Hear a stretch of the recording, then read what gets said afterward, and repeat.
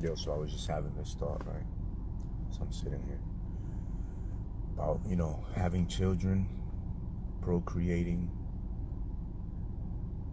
and, for the last, basically, some odd years, very consciously been building, but over the last really 3 years, been really considering the posterity, right? And in a sense, these last 2-3 years, really, I've been kind of, in a sense, building up my reservoir. You know what I'm saying?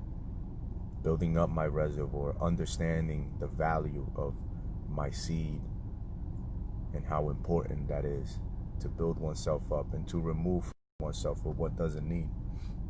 It's like I want to create, I want to procreate.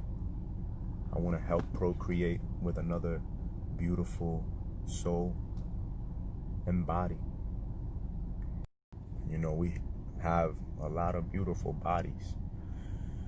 And in the many lifetimes that we've had the opportunity to, work on ourselves so that when we come in contact with each other, we can be of value rather than of detriment. However, the society that we live in has, in a sense, cultivated a way of being that is very wasteful. Doesn't appreciate things as much, you get what I'm saying?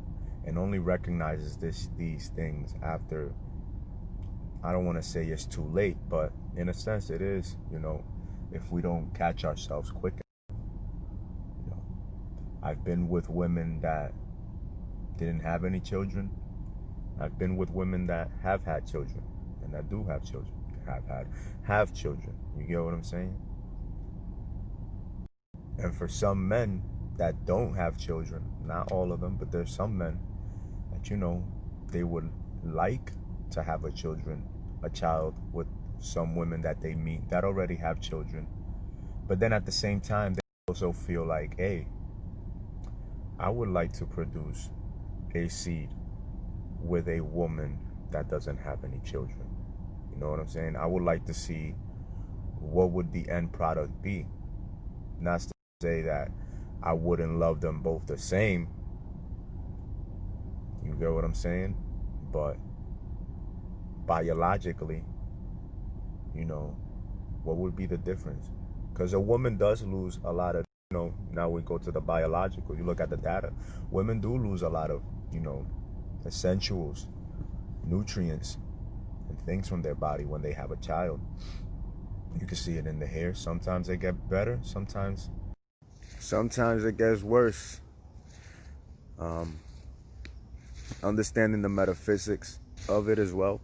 You also got to look at the life partners or the partners that they had before that planted the seed. Was the person that planted that seed wanting to enrich the soil that they were planting the seed in?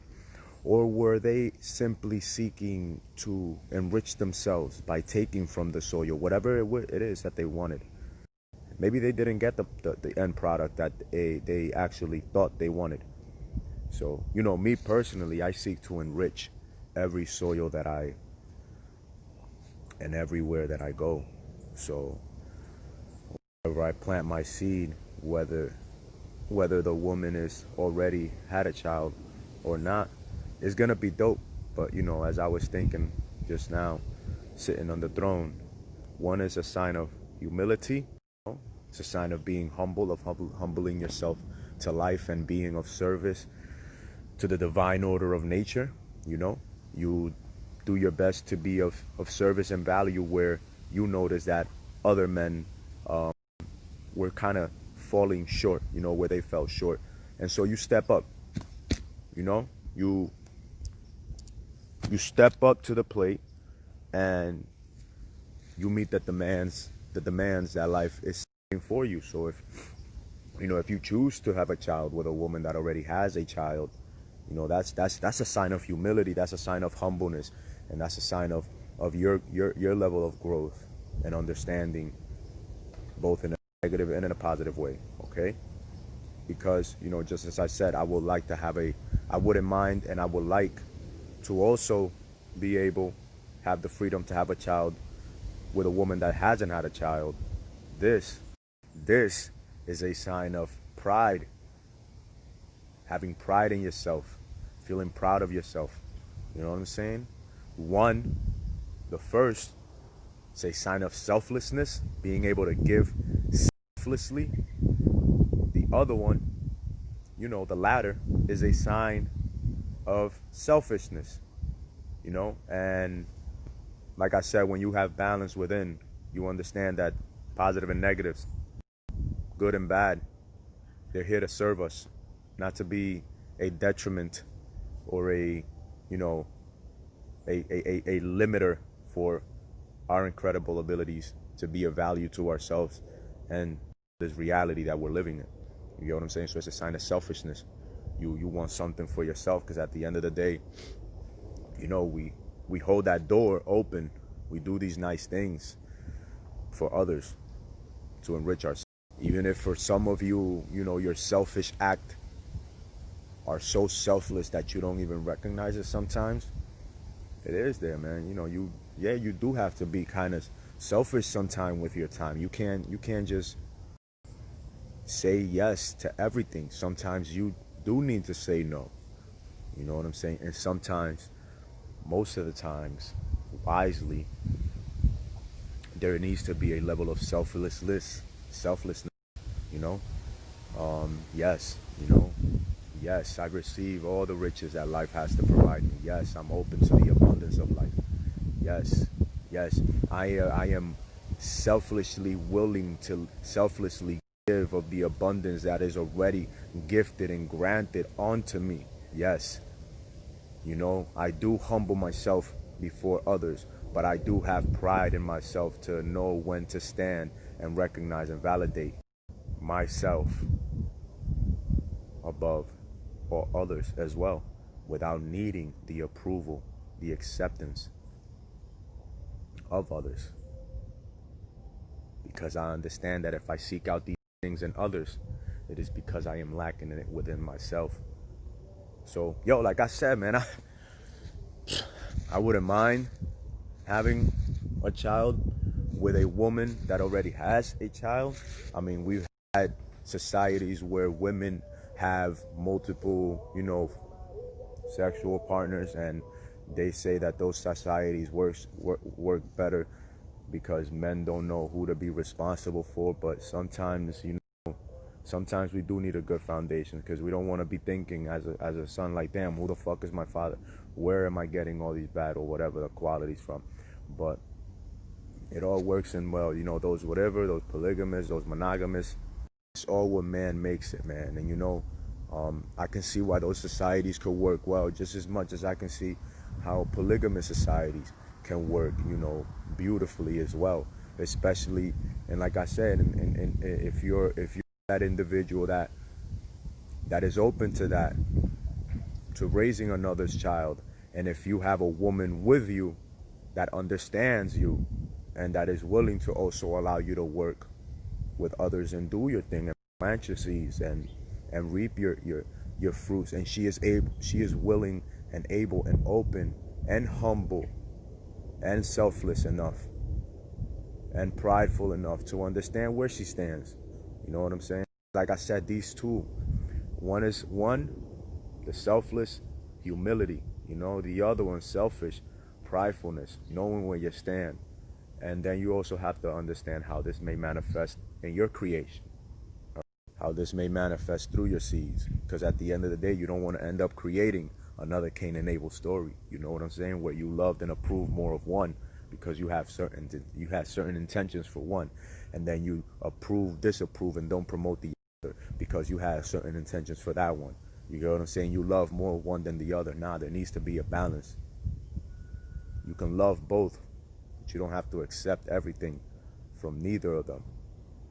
Because sometimes we love people, but we think that just because we love people, we have to approve of their actions. No, you can love somebody from afar,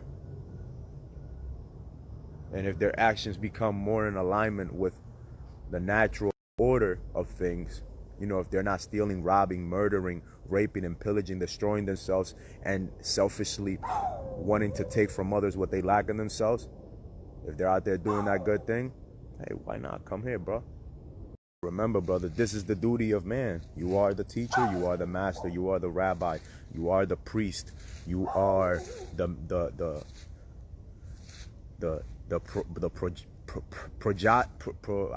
I don't even know the name.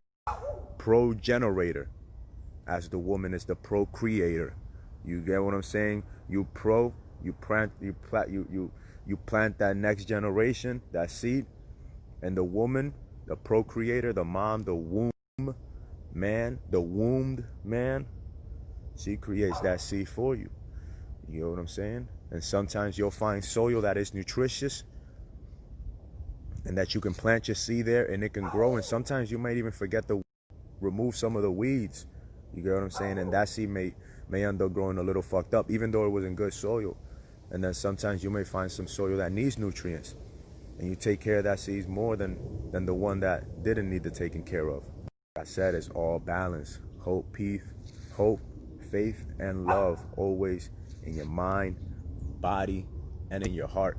And you will never go wrong with any of these things. And whatever it is that you choose to do with your life, you know, whether you choose to live a monogamous relationship, nothing wrong with that.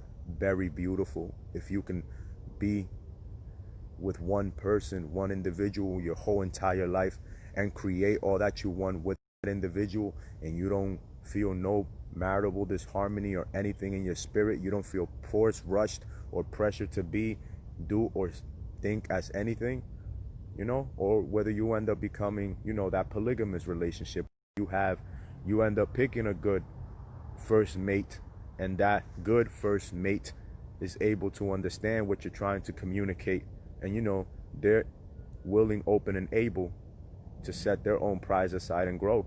You know, like I said, your life is a process, a conundrum, and a journey. You must learn to play, work, and rest. You know what I'm saying? If we don't learn how to work, play, and rest, then we're gonna take things too fucking seriously, and we're not gonna learn how to have fun. You know what I'm saying? Other than that, I think that's all I got for that, because, you know, this was something that I wanted to express, because I know what I want. I know what I know, or I think I know and understand and comprehend what I think I know. You know what I'm saying? And whenever I end up getting any pushback from somebody, be it male or female, I just try to maybe articulate it differently so that I can understand it differently, so that another person could also understand it and comprehend it differently, so that everything is back into harmony, like nature. So all being said, yo, this was my take, my video on having a child with a woman that already has a child, having a child with a woman that doesn't.